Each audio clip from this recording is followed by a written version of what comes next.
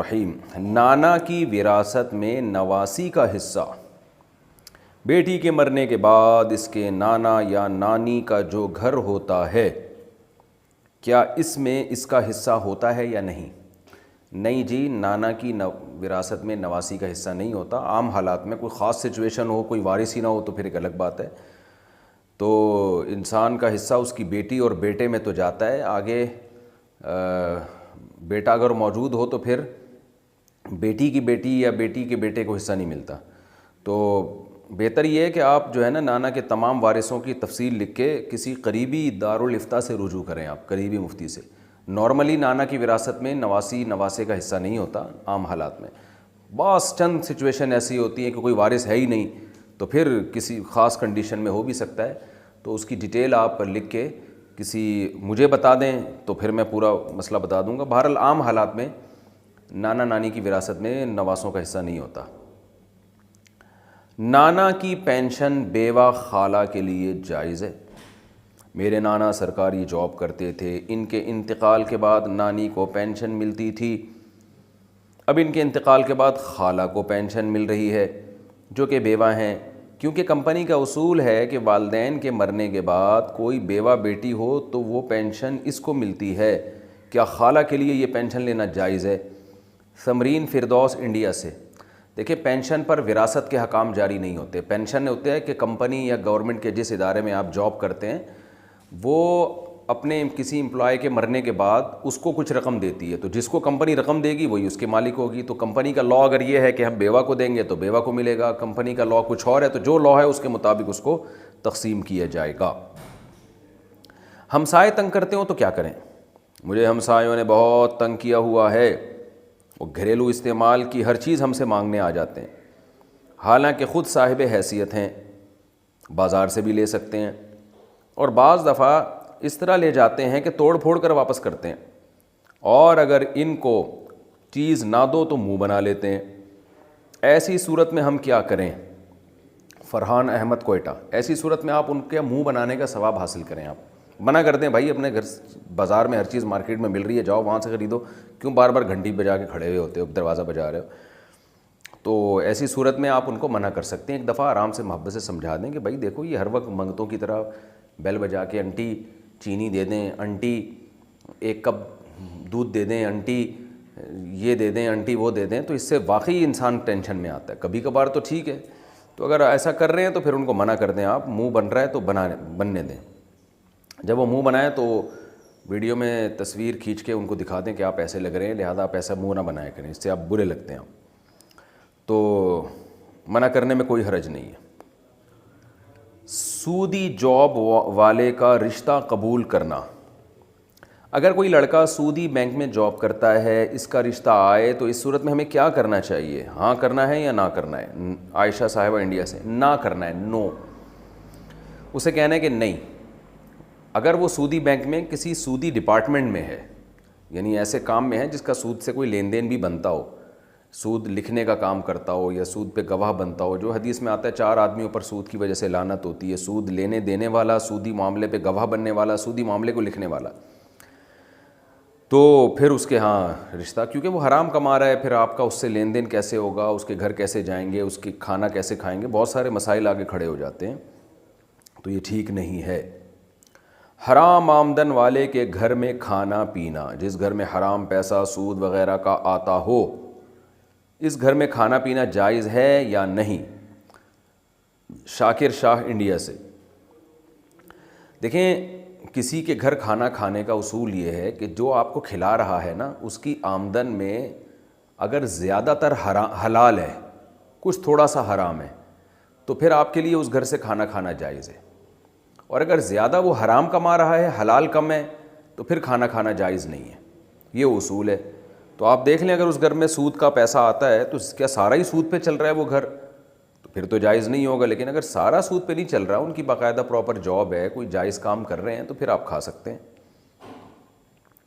داڑھی کو برا کہنا کیا کفر ہے؟ اگر داڑھی کے بارے میں کوئی شخص یوں کہے کہ اس سے انسان برا لگتا ہے، تو کیا وہ کافر ہو جاتا ہے؟ عبد الباسط کشمیر سے۔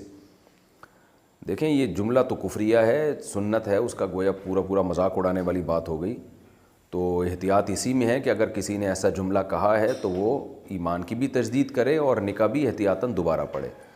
تو یقینی طور پہ تو نہیں فتویٰ دیا جا سکتا کیونکہ اس کے دل میں کیا ہے، کس نیت سے وہ کہہ رہا ہے، لیکن بہرحال یہ جملہ خطرناک بہت ہے، تو اس لیے ایسی صورت میں احتیاط یہی ہے کہ وہ دوبارہ کلمہ پڑھے اور اللہ سے استغفار بھی کرے، اور اگر نکاح ہے تو احتیاطاً دوبارہ نکاح بھی پڑھائے۔ دل رکھنے کے لیے جھوٹ بولنا، کیا کسی کا دل رکھنے کے لیے ہم جھوٹ بول سکتے ہیں؟ بنت حوا لاہور سے۔ نہیں جی، جھوٹ نہیں بولنا، جھوٹ بولنا جائز نہیں ہے۔ البتہ کسی کا دل رکھنے کے لیے توریہ کرنا جائز ہے۔ توریہ کا مطلب یہ کہ آپ کوئی بات کریں اور آپ کی نیت کچھ اور ہو اور سامنے والا اس کا مفہوم کچھ اور لے رہا ہو، تو اس طرح گول مول بات جس کو ٹوپی کرانا کہتے ہیں، تو اس طرح کی تو چیزوں کی گنجائش ہے، جھوٹ بولنا جائز نہیں ہے۔ بچے کے کان میں اذان نہ دی تو اب کیا کریں؟ اچھا، میری ایک دوست غیر مسلم تھی، وہ مومن ہو گئی تھی اور ایک مسلمان سے شادی کر لی تھی۔ اس کا بچہ تب ہوا جب وہ 4 مہینے کے لیے اپنے میکے میں تھی، اور اس مجبوری کی بنا پر وہ اپنے بچے کے کان میں اذان نہیں دے سکی۔ اب اس کا بچہ 8 سال کا ہو گیا ہے، تو ہم کیا کریں؟ تسلیم دہلی سے۔ صحیح بات یہ ہے کہ مجھے اس مسئلے کی پوری تحقیق نہیں ہے، تو بچے کے کان میں اذان کا حکم ہے۔ اب ویسے تو اب اس نے اتنی اذانیں سن لی ہوگی، یہ مسئلہ آپ دوبارہ پوچھیں یا میں اس کو نوٹ کر لیتا ہوں، اس کی تحقیق کر کے انشاءاللہ میں جواب دوں گا۔ میں اس مسئلہ آپ کا میں نے نوٹ کر لیا ہے۔ قرآن مجید کی آن لائن تلاوت سننا، کیا موبائل وغیرہ میں آن لائن قرآن لگا کر سن سکتے ہیں؟ جی بالکل سن سکتے ہیں، وہ بھی باعث ثواب ہے۔ فجر سے پہلے نوافل پڑھنا، کیا فجر کی نماز سے پہلے نفل نماز پڑھ سکتے ہیں؟ بنت عبداللہ انڈیا سے۔ نہیں جی، فجر کی نماز سے پہلے صرف 2 سنتیں پڑھ سکتے ہیں اور نفل نہیں پڑھ سکتے آپ۔ جیسے ہی صبح صادق ہوتی ہے نا، فجر کا وقت داخل ہوتا ہے، تو اس وقت 2 سنتوں کے علاوہ کوئی نماز پڑھنا جائز نہیں ہے، اور اس کی دلیل نبی کا عمل ہے۔ نبی صلی اللہ علیہ وسلم صبح صادق کے بعد فجر کی 2 سنتیں پڑھتے تھے، اس کے علاوہ کوئی نماز نہیں پڑھتے تھے، تو یہ نبی کا عمل خود اس کی دلیل ہے۔ حالانکہ آپ نماز پہ بہت حریص تھے، تو نبی کا عمل اس کی دلیل ہے کہ نہیں پڑھنا چاہیے۔ ہاں، فرض نماز پڑھ سکتے ہیں، قضائے عمری پڑھ سکتے ہیں، یہ جائز ہے۔ چلتے پھرتے اذکار کرنے کا حکم، ہم صبح و شام کے اذکار مصروفیت کی وجہ سے بیٹھ کر نہیں کر پاتے، بچوں کا کھانا وغیرہ بنانا ہوتا ہے تو چلتے پھرتے ذکر کرتے رہتے ہیں، تعداد مقرر نہیں کر پاتے، تو کیا اس طرح ذکر کر سکتے ہیں؟ اور کون سے اذکار کی پابندی کرنی چاہیے؟ مسز عصمت پشاور سے۔ بالکل جائز ہے۔ قرآن تو کیا کہتا ہے؟ یذکرون اللہ قیاما وقعودا وعلی جنوبہم، ہمارے نیک بندے ہر وقت اللہ کا ذکر کرتے ہیں، کھڑے ہوئے بھی، بیٹھے ہوئے بھی، لیٹے ہوئے بھی، تو سب طرح سے ذکر کرنا جائز ہے، تو آپ جیسے چاہیں ذکر کریں۔ البتہ بہتر یہ ہے کہ کچھ ٹائم توجہ کے ساتھ بھی ذکر کرنا چاہیے۔ جیسے صبح صبح آپ کو بچوں کو تیار کرنا ہے، ناشتہ بنانا ہے، تو ٹھیک ہے اس دوران کر لیں، لیکن جب بچے اسکول چلے گئے، آپ فارغ ہو گئی ہیں، تو آپ تمیز سے مصلی پہ بیٹھیں اور کچھ اللہ اللہ کر لیں توجہ کے ساتھ، ترجمہ مفہوم سوچ کے، تو اس کا دل پہ بہت اچھا اثر پڑتا ہے، اس میں بہت زیادہ ثواب ہے۔ تو یہ نہیں ہو سکتا تو ٹھیک ہے، چلتے پھرتے بھی ٹھیک ہے۔ باقی کون سے ذکر کرنے چاہیے، تو حدیث میں بہت سارے اذکار ہیں۔ عام طور پہ میں 2 اذکار بتاتا ہوں جن کی حدیث میں بہت تائید ہے۔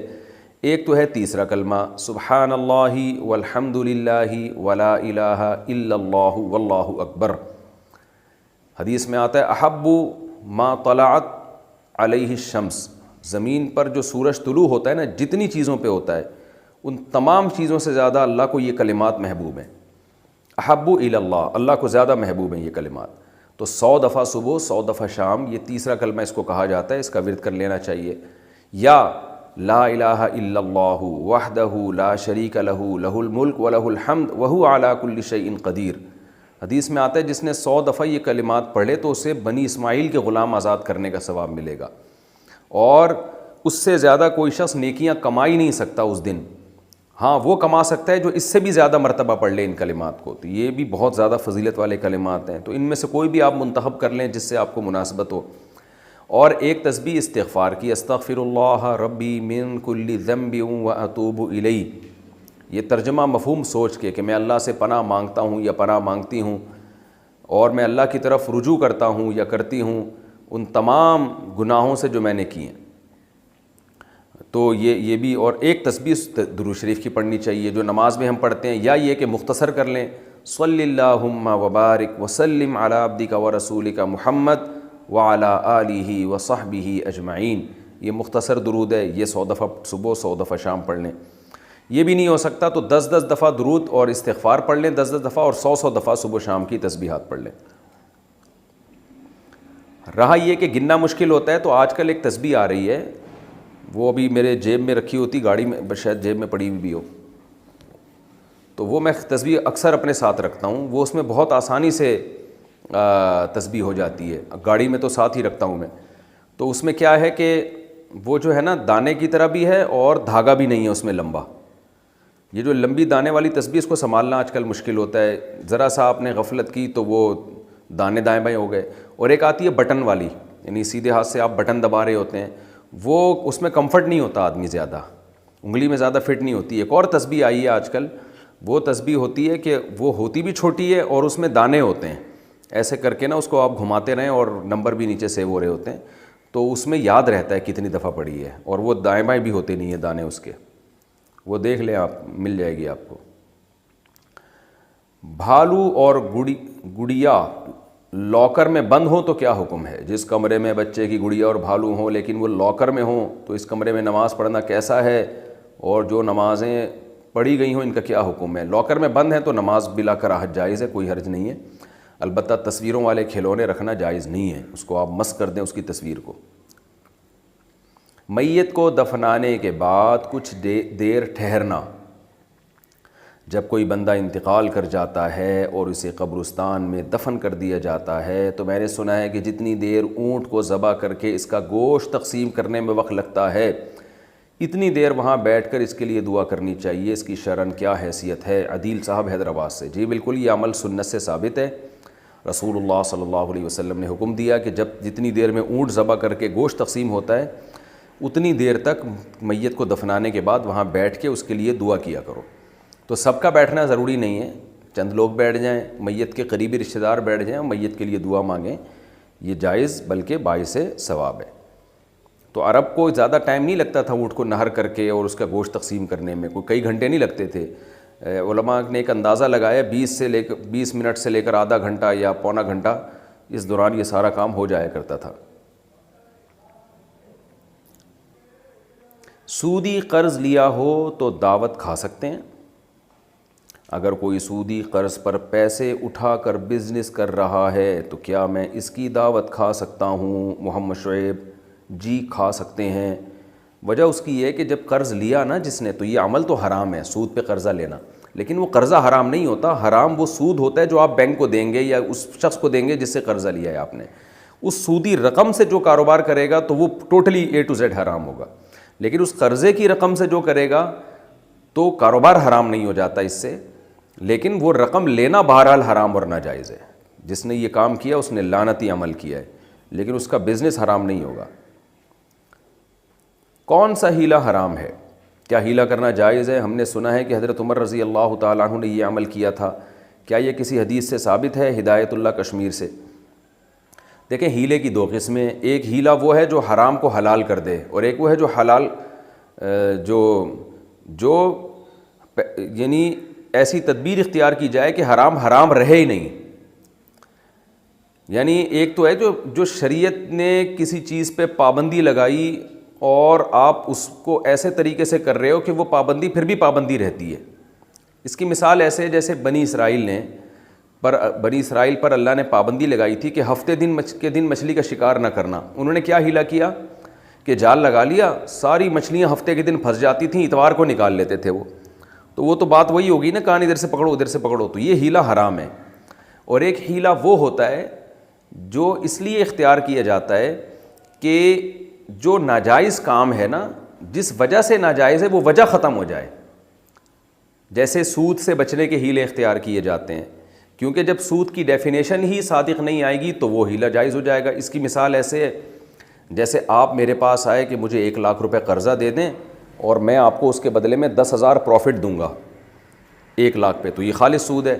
لیکن اس کو آپ تبدیل کر لیں کہ بھئی میں نے کیا کیا، میں نے کہا 1,00,000 پہ 10,000 میں ایسے لوں گا کہ میں 1,00,000 کی چیز خرید کے آپ کو دے دوں اور 1,10,000 پہ دے دوں، اور وہ چیز آپ مارکیٹ میں کیش کرا کے 1,00,000 لے لیں اور 10,000 میرا پروفٹ مجھے دے دیں، تو رزلٹ تو وہی آ رہا ہے، لیکن یہ ہیلا ہے، یہ جائز ہیلا ہے، اس لیے کہ پہلے جو 10,000 پروفٹ آ رہا تھا وہ سود کے طریقے پر آ رہا تھا، اب اس ہیلے میں کیا ہوا ہے کہ اب جو پروفٹ آ رہا ہے وہ بزنس کے طریقے پر آ رہا ہے، تو ہیلا اگر ایسا ہیلا ہے کہ وہ چیز کی ماہیت کو چینج کر دیتا ہے تو بے شک رزلٹ وہی آ رہا ہو، لیکن چیز کی ماہیت ہی چینج ہو گئی ہے، جس وجہ سے حرام تھا وہ وجہ ختم ہو گئی، تو پھر یہ بالکل جائز ہے۔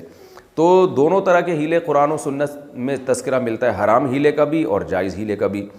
تو حرام ہیلا یہی ہے کہ آپ جیسے بنی اسرائیل نے ہیلا کیا تھا، اور جائز ہیلا وہ ہے جو حدیث میں آتا ہے کہ سود سے بچنے کے ہیلے خود نبی صلی اللہ علیہ وسلم نے بتایا ہے، اور قرآن میں بھی تذکرہ ملتا ہے۔ یہ جو ایوب علیہ السلام ہیں، انہوں نے قسم اٹھائی تھی کہ اپنی بیوی کو 100 کوڑے ماریں گے، ڈنڈیاں ماریں گے 100، تو جب آپ کو شفا مل گئی تو آپ کو ندامت ہوئی کہ میں نے غلط بات پہ یعنی ایسی قسم اٹھائی ہے جو مجھے نہیں پوری کرنی چاہیے، تو اللہ نے آپ کو حکم دیا کہ ایک جھاڑو جس کے 100 تنکے ہوں وہ ایک ہی دفعہ میں مار دو، تو بس اس سے قسم بھی پوری ہو جائے گی اور آپ قسم سے بری ہو جائیں گے۔ تو یہ اللہ نے خود ہیلا بتایا آپ کو۔ تو آج کل لوگ کہتے ہیں نا ہیلے جائز نہیں ہیں، تو یہ بیچارے وہ لوگ ہیں جنہوں نے فقہ نہیں پڑھا ہوتا، قرآن و حدیث صحیح طرح نہیں پڑھا ہوتا، تو ہیلے جائز بھی ہوتے ہیں ناجائز بھی ہوتے ہیں۔ اسی طرح 3 طلاق کے بعد جو حلالہ کیا جاتا ہے یہ بھی ایک طرح کا ہیلا ہے، لیکن اس میں ایک حرام بھی ہے حلال بھی ہے۔ حرام کیا ہے کہ پہلے سے ایگریمنٹ ہو لڑکی کا کسی مرد سے کہ بھئی یہ اس شرط پہ ہم نکاح کر رہے ہیں کہ تم نے اس کو طلاق دے دینی ہے، یہ حرام ہیلا ہے۔ جائز ہیلا کیا ہے کہ بغیر ایگریمنٹ کے آپ نے کسی عورت سے نکاح کرا دیا، اس نے اس سے ریلیشن قائم کیا، پھر وہ اپنی مرضی سے چھوڑ دے اس کو، پھر عدت کے بعد عورت چاہے تو پہلے شوہر سے نکاح کرے چاہے تو کہیں اور نکاح کرے، یہ بھی ایک قسم کا ہیلا ہے پہلے شوہر کے پاس آنے کا، تو یہ جائز ہیلا ہے، اس کے ناجائز ہونے کی کوئی دلیل نہیں ہے۔ تو دونوں طرح کے ہیلے ہوتے ہیں، حرام بھی حلال بھی۔ سود کے مضامین پڑھانے کا حکم۔ میں میتھس کا ٹیچر ہوں، دوران تدریس بچوں کو سود کے سوالات سمجھانا پڑتے ہیں، سودی سوالات سمجھانے سے میں گناہگار تو نہیں ہوں گا؟ عرفان خان مہاراشٹر سے۔ نہیں جی، سودی سوالات سمجھانے سے آپ گناہگار نہیں ہوں گے، ہاں ساتھ ساتھ احتیاطاً یہ بتا دیا کریں کہ یہ چیزیں میں آپ کو سمجھا رہا ہوں، لیکن یہ خوب سمجھ لیں کہ یہ صرف جنرل نالج کے لیے بتا رہا ہوں کہ سود ایسے ہوتا ہے، لیکن یہ اسلام میں بہرحال یہ حرام ہے، تو ان کو آپ یہ اس طرح ضرور بتا دیا کریں۔ کون سے رضاعی رشتے حرام ہیں؟ ایک عورت مثلاً عائشہ نے فاطمہ کا دودھ پیا زینب کے ساتھ، اب عائشہ کے بیٹے جاوید کا نکاح زینب کی چھوٹی بہن حفصہ جو کہ فاطمہ کی دوسری بیٹی ہے، یہ بڑے کھوپڑی گھوم رہی ہے میری، دوبارہ سے۔ ایک عورت مثلاً عائشہ نے فاطمہ کا دودھ پیا، یعنی فاطمہ جو ہے عائشہ کی رضائی ماں بن گئی، زینب کے ساتھ، یعنی زینب اور عائشہ میں رضائی بہن کا رشتہ ہو گیا، ٹھیک ہے جی۔ اب عائشہ کے بیٹے جاوید کا نکاح زینب کی چھوٹی بہن حفصہ، جائز ہے بھائی، سگی بہنوں کا کہ بیٹے اور بیٹی کا آپس میں نکاح جب جائز ہے تو رضائی بہنوں کا تو بطریق اولا جائز ہے۔ تو کہہ رہے ہیں جی زینب کی چھوٹی بہن حفصہ جو کہ فاطمہ کی دوسری بیٹی ہے، اچھا، یعنی زینب کی چھوٹی بہن حفصہ یعنی عائشہ کا بیٹا زینب کی، دوبارہ سے، ایک عورت مثلاً عائشہ نے فاطمہ کا دودھ پیا تو فاطمہ عائشہ کی رضائی ماں بن گئی، یہاں تو کلیئر ہو گئی بات۔ زینب کے ساتھ یعنی فاطمہ کی ایک بیٹی زینب بھی تھی، ٹھیک ہے جی، یہاں تک بھی کلیئر ہو گیا، یعنی زینب اور عائشہ دودھ شریک بہنیں ہو گئیں۔ اب عائشہ کا بیٹا جاوید، اس کا نکاح زینب کی چھوٹی بہن حفصہ یعنی زینب کی چھوٹی بہن حفصہ جو کہ فاطمہ کی دوسری بیٹی ہے، اس کے ساتھ جائز ہے یا نہیں؟ دیکھیں یہ جو حفصہ ہے نا، یہ زینب کی چھوٹی بہن ہے، بیٹی نہیں ہے، زینب کی چھوٹی بہن ہے، تو زینب کی چھوٹی بہن کے ساتھ اس کا نکاح جائز اس صورت میں نہیں ہے کیونکہ یہ فاطمہ کی بیٹی ہے، تو پھر یہ نکاح جائز نہیں ہے۔ اس لیے جائز نہیں ہے کہ عائشہ نے جب فاطمہ کا دودھ پیا تو فاطمہ کے جتنے بھی بچے ہیں جو اس کے سگے بچے ہیں وہ سارے کے سارے عائشہ کے بہن بھائی بن گئے ہیں، تو عائشہ کے بچے کے لیے ان میں سے کسی سے نکاح جائز نہیں ہے کیونکہ یہ سارے بہن بھائی عائشہ کے بچے کے رضائی ماموں اور رضائی خالہ بن چکی ہیں، تو اپنے رضائی خالہ سے اور رضاعی ماموں سے نکاح جائز نہیں ہے۔ یہ جب ہے جب جو ہے وہ عائشہ نے فاطمہ کا دودھ پیا ہو اور فاطمہ کے بیٹی میں زینب اور اس کی چھوٹی بہن حفصہ ہو، تو جیسے آپ نے پوچھا تو یہ جائز نہیں ہے نکاح۔ یعنی یحرم من الرضاعۃ ما یحرم من النسب، حدیث میں آتا ہے کہ دودھ سے وہ رشتے حرام ہوتے ہیں جو نسب سے حرام ہوتے ہیں۔ تو جیسے سگی خالہ سے نکاح جائز نہیں ہے، ایسے ہی دودھ شریک خالہ سے بھی نکاح جائز نہیں ہے۔ اشعار میں کفریہ الفاظ کا حکم، تیرے الفاظ کے نغموں کے تقدس کی قسم، اس شعر میں غیر اللہ کی قسم ہے، کیا اس کو پڑھنا صحیح ہے؟ محمد عثمان سہارنپور سے، یہ کفریہ الفاظ نہیں ہیں، تو تیرے الفاظ کے نغموں کے تقدس کی قسم، غیر اللہ کی قسم کھانا جائز نہیں ہے، بس اس پہ یہی کہا جائے گا غلط کام ہے، باقی کفر وفر کا فتویٰ نہیں لگے گا اس پر۔ جو اللہ کے علاوہ کی قسم ہے حدیث میں اس سے منع کیا گیا ہے۔ لیکن شاعری میں ان الفاظ کا کیا مفہوم ہوتا ہے یہ بھی قابل غور ہے، اس پر میں مزید دوبارہ تحقیق کروں گا کہ جب شاعری میں اس طرح کے الفاظ کہے جاتے ہیں تو اس کا مفہوم کیا ہوتا ہے، یہ مجھے تھوڑا آپ دوبارہ موقع دے دیں، اس کی میں دوبارہ انشاءاللہ تحقیق کرتا ہوں۔ بد اخلاقی سے تنگ ہوں تو کیا کریں؟ اگر ساتھ رہنے والوں کی بد اخلاقی سے تنگ ہوں اور پیار سے سمجھانے کی کوشش بھی کی گئی لیکن وہ نہ سمجھے تو ان کی اصلاح کا کیا طریقہ ہے؟ اگر خاموشی سے برداشت کرتے ہیں تو وہ خود کو درست خیال کرتے ہیں، اس صورت میں کیا کریں؟ زوجہ منصور کرک سے آپ ان کو سمجھا دیں، نہیں باز آ رہے تو چھوڑ دیں اپنے حال پہ، وہ سمجھتے رہیں جو مرضی سمجھنا ہے، یہ آپ کا ہیڈک نہیں ہے، ٹھیک ہے نا۔ نکاح میں کافر کو گواہ بنانا، اگر کسی کافر کو نکاح میں گواہ بنایا جائے تو اس کا کیا حکم ہے؟ زیب بلوچستان سے، نہیں کافر نکاح میں گواہ نہیں بن سکتا، مسلمان کے کسی معاملے میں بھی کافر گواہ نہیں بن سکتا۔ بیوی کو مہر نہ دیا ہو تو وہ زنا کے حکم میں ہے۔ یہ جو میں نے کہا نا مسلمان کے کسی معاملے میں بھی، معاملے کا مطلب یہ نکاح وغیرہ میں گواہ نہیں بن سکتا۔ بعض کنڈیشن ایسی ہوتی ہیں جس میں غیر مسلم گواہ بن سکتا ہے، لیکن وہ بہت کم احکام ایسے ہیں، اس کی بھی ڈیٹیل میں جانے کا موقع نہیں ہے۔ آپ نے نکاح کے بارے میں پوچھا ہے تو نکاح میں بہرحال غیر مسلم گواہ نہیں بن سکتا۔ بیوی کو مہر نہ دیا ہو تو وہ زنا کے حکم میں ہے۔ کیا یہ حدیث صحیح ہے کہ آپ صلی اللہ علیہ وسلم نے فرمایا جو بندہ نکاح کرے اور مہر دینے کی نیت نہ ہو تو وہ اپنی بیوی سے زنا کر رہا ہے؟ صاحب عالم یو پی سے، نہیں جی ایسا نہیں ہے، اگر بیوی کو مہر نہ بھی دیا ہو تو بیوی سے ہم بستری زنا نہیں کہلاتی، نکاح تو ہو گیا بس، تو بیوی بیوی ہے۔ ہاں یہ ضرور ہے کہ جب تک شوہر نے مہر نہ دیا ہو بیوی کو یہ حق حاصل ہے کہ وہ شوہر کو قریب آنے سے روک دے، اس کا یہ رائٹ ہے کہ وہ کہے بھائی پورا مہر جب تک نہیں دیتے تو قریب پھٹکنے کی اجازت نہیں ہے آپ کو، لیکن عام طور پر ایسا ہوتا نہیں اور ہونا بھی نہیں چاہیے۔ میاں بیوی کا رشتہ ان بیسس پہ نہیں ہوتا، وہ تو محبت کی بیس پر، اعتماد کی بیس پر ہوتا ہے۔ قانون بہرحال یہی ہے کہ عورت شوہر کو اپنے پاس آنے سے روک سکتی ہے، لیکن اخلاقیات کا تقاضا یہ ہے کہ اچھا والا میاں ہے، نہیں ہے پیسے تو بعد میں دے دے گا، تحفظ کے لیے بھی بعض لوگ نکاح مہر رکھواتے ہیں، تو جائز ہے وہ عورت، یعنی کوئی گناہ اس میں، وہی زنا بنا کی بات نہیں ہے اس میں۔ بغیر داڑھی کے پڑھی گئی نمازوں کا حکم، کیا داڑھی کٹا کر پڑھی گئی نماز کو داڑھی رکھ کر لوٹانا واجب ہے؟ شعیب صاحب انڈیا سے۔ شعیب صاحب کوئی ہلکا ہاتھ رکھو یار، لوگوں سے قضائے عمری نہیں پڑھی جا رہی اور پھر آپ ان سے بغیر داڑھی کے جو نمازیں پڑھی ہیں وہ ساری پڑھوا رہے ہیں، تو کچھ تو اللہ کا خوف کریں شعیب بھائی، کیا ہو گیا آپ کو؟ ایسا نہیں ہے بس دو بغیر داڑھی کے پڑھ لیں، اب داڑھی رکھ لی ہے تو بس توبہ استغفار کریں، اور وہ نمازیں لوٹانے کی ضرورت نہیں ہے۔ یہ بڑی بات ہے کہ داڑھی کاٹنے سے توبہ کر لی۔ دل کو مضبوط کیسے کریں؟ میرا دل بہت کمزور ہے، میں بھیڑ یا مجمع میں جاتا ہوں تو میرا دل گھبرانے لگتا ہے اور دل کپ کپانے لگتا ہے، اس کی مضبوطی کے لیے کوئی طریقہ بتا دیجئے۔ سمیر صاحب انڈیا سے۔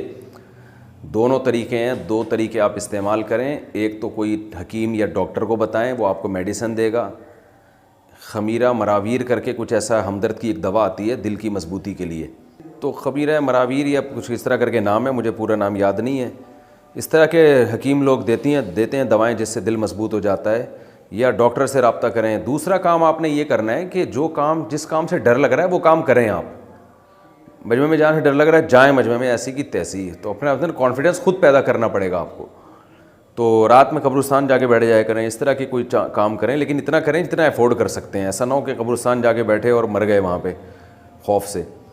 تو جب انسان ایسے بہادری والے کام کرتا ہے تو آہستہ آہستہ اس کا دل مضبوط ہو جاتا ہے. اور بہت زیادہ مضبوط کرنا چاہتے ہیں تو دوسری شادی کر لیں, یا تو بالکل ہی مر جائیں گے یا بہت مضبوط ہو جائیں گے. بیٹے کا نام محمد رکھنے کی نظر ماننا. اگر کسی عورت نے حمل کے دوران یہ منت مانی ہو کہ اللہ نے مجھے بیٹا دیا تو محمد نام رکھوں گی, لیکن اگر بچے کی پیدائش سے پہلے وہ اپنی نیت بدل لے کہ محمد کے ساتھ کچھ اور نام بھی ملاؤں گی, تو کیا وہ یہ کر سکتی ہے یا پھر محمد کا نام رکھنا ہی ضروری ہوگا؟ منت جو ہے نا عبادت کی ہوتی ہے, روزے کی, زکوٰۃ کی, نماز کی, صدقے کی, ان چیزوں کی ہوتی ہے. ان چیزوں کی منت لازم نہیں ہوتی کہ یہ نام رکھنا ہے تو وہ نام رکھنا ہے, اس سے کچھ نہیں ہوتا. تو آپ نے منت مانی بھی تھی, یہ کالعدم ہے. بچہ پیدا ہونے کے بعد جو چاہے نام آپ رکھیں, لیکن محمد نام بہت اچھا نام ہے, اس کو خام خواہ میں تبدیل نہ کریں. تو صرف محمد نام رکھنا بڑی پیاری بات ہوتی ہے, تو لیکن کوئی لازم نہیں ہے, آپ جو چاہیں نام رکھیں. جادو سے حفاظت کے لیے معوذتین پڑھنا. اگر کسی پر جادو ہو تو اس سے بچنے کے لیے سورہ فلق, سورہ ناس اور سورہ اخلاص پڑھنی چاہیے. کیا ناپاکی کی حالت میں بھی یہ پڑھ سکتے ہیں؟ جی, یہ دعائیں پڑھنی چاہیے جادو سے حفاظت کے لیے یا جادو کے علاج کے لیے, اور رات کو پڑھ کے دم کرنا چاہیے. ایسے پڑھنی چاہیے حدیث میں جیسے آتا ہے کہ آپ نے قل یا ایھا الکافرون, قل هو اللہ, سورہ فلق, سورہ ناس, چاروں قل پڑھ لیے یا تینوں بھی پڑھ لیے قل هو اللہ سے لے کے, اور وہ پڑھ کے اپنے ہاتھوں پہ آپ نے پھونک ماری اور جہاں تک ہاتھ آسانی سے چلے جائیں پورے جسم پہ پھیر لیا.